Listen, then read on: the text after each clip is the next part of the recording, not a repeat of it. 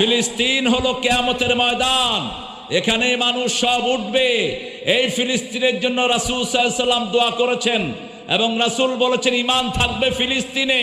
যারা ফিলিস্তিনের বাহিরে থাকবে ওরা সবচেয়ে খারাপ মানুষ, যারা ফিলিস্তিনে থাকবে ওরা পৃথিবীর সবচেয়ে ভালো মানুষ। ফিলিস্তিন হলো একটা অংশ, এই পুরোটার নাম হলো শাম। পুরোটার নাম কি? শাম। আমি আজকে সে ব্যাপারে বেশ কিছু হাদিস রাসূল সাল্লাল্লাহু আলাইহি ওয়াসাল্লাম বলেছেন, সেগুলোর দিকে লোকেট করব। আমরা মনে করেছে মুসলমান মরে গেছে, ভেস্কি দেব, একটা ভেস্কি দিব, দুনিয়াতে থাকতে পারবে না। মুসলমান ধরে না, ধরলে আর ছাড়ে না। মুসলমানদেরকে খেপাবা না। আমাদের ছোট্ট ছোট্ট বাচ্চারা একটু ক্ষেপণাস্ত্র মারছে, তাই ইহুদিদের অবস্থা খারাপ, ঠিক না ঠিক? আর যদি চূড়ান্তভাবে আমরা চারিদিক থেকে ধরি, বাঁচার কোনো উপায় থাকবে না। আজকের ইসরায়েল হলো ইহুদিদের কবরস্থান। ইহুদিদের কি?